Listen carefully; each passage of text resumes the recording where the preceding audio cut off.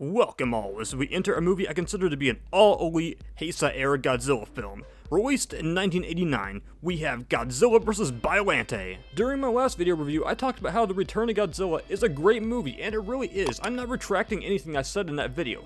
However though, there is one bullet point I want to bring up though. I talked about the movie having no other monster in the movie, and that is one major strike that movie has. Doesn't mean that movie's any less really, it's just it took a different route for launching the Godzilla series. This time around though, we have a guarantee that there will indeed be a new kaiju. Sure, the idea of a co-star kaiju wasn't in the original, but we absolutely loved it, and at one point in the early draft of Return of Godzilla, it was then titled Resurrection of Godzilla, featured the now infamous kaiju, Bagan, who was written in as a wild shapeshifter. Not exactly the Bagan that we know and love, but it's just the start, and we'll talk more about him later down the line. So what about this new kaiju in this movie, Biollante? Biollante is a kaiju I had no idea even existed until I played Super Godzilla as a kid. Literally, level 3, I firmly recall struggling over and over and over again, dying, begging my older brother, please could you beat this boss for me? And he'd be like, nah, you're on your own. But when I did beat Biollante, it was probably the most accomplishing thing I did in my life. It might still be the most accomplished thing I've done in my life at this point. Immediately after that, I went on a little journey, heading off to ask Jeeves, who is Biollante? Who is this kaiju I've never heard of, I never saw in the show era because obviously it didn't exist. Then off to the mall, to a Sam's Goody, to order the movie, and I waited 2 weeks and had no idea what exactly was in store for me. By far, probably the best and most prominent 1980s Godzilla movie that you can think of. And yes, there is only two technically, so there's not a wide range of Godzilla movies from that time period, but this one is the superior one overall. My answer? This was not a Showa kaiju. This was a Heisei-era kaiju from an era that I had very little explored at the time. Enough of the memories though, let's go ahead and talk about this movie though. Godzilla vs. Biollante is probably one of the most visually appealing Godzilla movies of all time. It's extremely dynamic, and I gotta say, in the 5 years since we saw Godzilla, a lot of strides was made to make sure the suit and the overall destruction sequences look much better. It feels like everything that was meant to be accomplished in Godzilla 1984 was accomplished here. Our movie continues to play off reoccurring themes presented in Return of Godzilla. You know, science, man's ability to know what's behind the beyond, versus morals of what's right and what's wrong. In other words, as Dr. Malcolm would say, yeah, but your scientists were so preoccupied with whether or not they could, they didn't stop to think if they should. Or this movie, a scientist. Once this movie actually opens up, I gotta say, it opens up just extremely explosive. I mean, this shoot 'em up 1980s gunfight scene, it's really kind of out there for a Godzilla movie, but I absolutely love it though. And I gotta say, the soundtrack right here just tears it up completely with this electric 1980s Godzilla classic theme song playing in the background. Also, you know the whole uncanny, canny Mr. Incredible meme? Well, this movie is the origin. It's established early on that Godzilla's return is gonna happen. It's inevitable at this point. I mean, Japan's literally at his mercy. So we gotta go ahead and develop a weapon to defend ourselves against. There's gonna be something, we'll talk about that eventually, but there's just a lot of stuff going on in this movie in the meantime. Another element of this movie, we meet Dr. Shirogami and his daughter Erika, who are recruited by a fictional country called Saradia. I'm gonna go ahead and assume this country is supposed to be Saudi Arabia, due to the spelling obviously, and of course the fact that this country is extremely dependent off the oil wells. But the entire idea and the approach of this is to genetically modify plants in the desert of Saradia. Talks of everything continue until a surprise bombing destroys the Institute's labs, killing Dr. Shirogami's daughter Erika, leading to our first major loss in the story. Something that will be extremely key in the plot of this movie.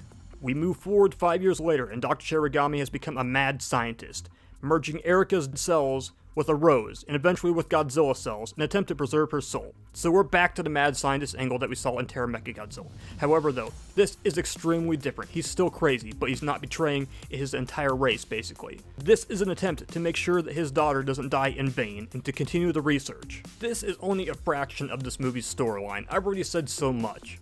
This isn't the only thing that's also going on because we have Japan, which is attempting to develop a new weapon, which is an anti-nuclear energy bacteria weapon.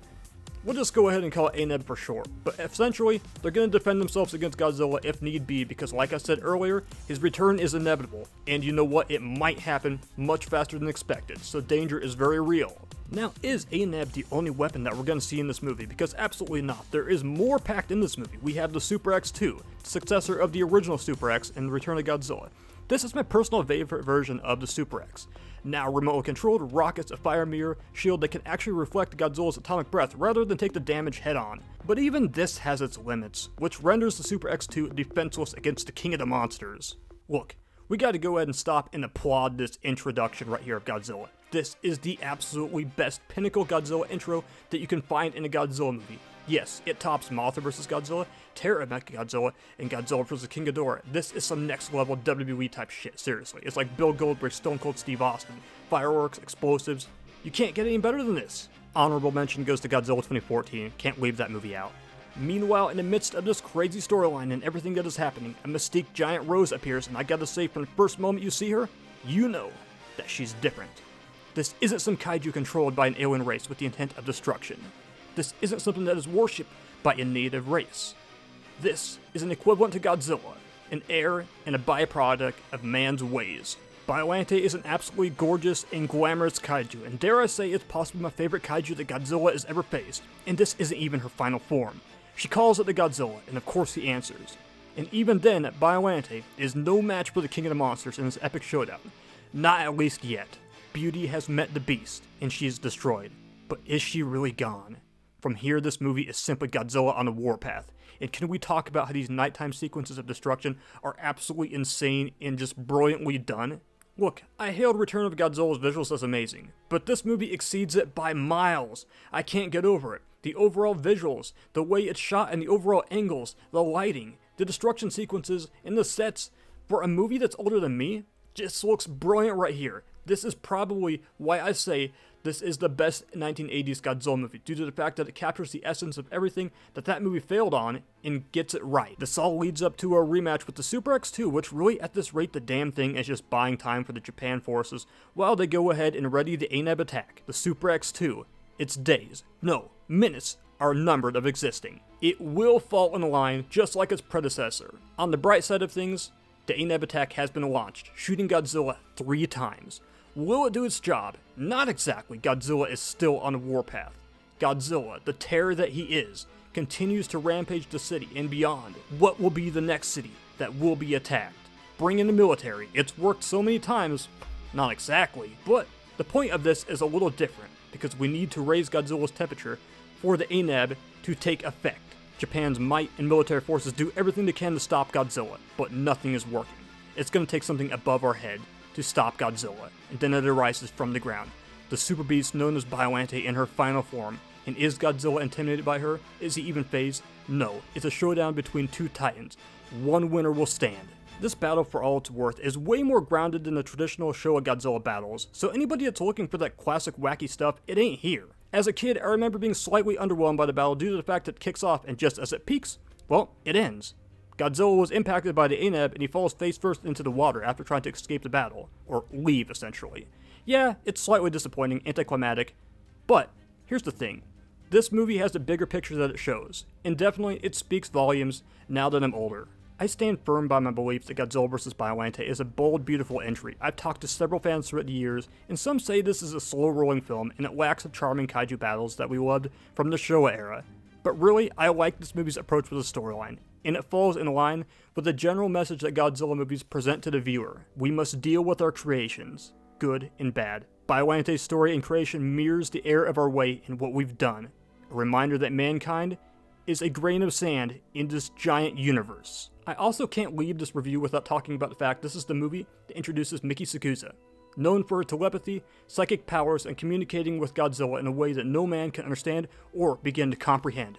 Personally, I love the idea of this because there's lots of room to be explored with this character in her connection with Godzilla. And we will go ahead and see this character further explored and her abilities. The sad part about this movie is as loved as it is today, it was slept on at the time and underperformed. Does this mean it's bad? No. Because this movie found its fan base and is embraced today. It's just that the 1980s just weren't an easy time for kaiju films like Godzilla vs. Biollante and King Kong Lives. The difference though, this movie is actually good. I want you to go ahead and watch this movie. I want you to indulge yourself into it and kind of gather your own opinion. Remember, my opinion is not the end-all say-all. I'm just another guy on YouTube talking about my love for a kaiju movie that I've fallen in love with. This isn't the end of Godzilla, and we won't have to wait 5 more years. Godzilla vs. King Ghidorah review coming your way next.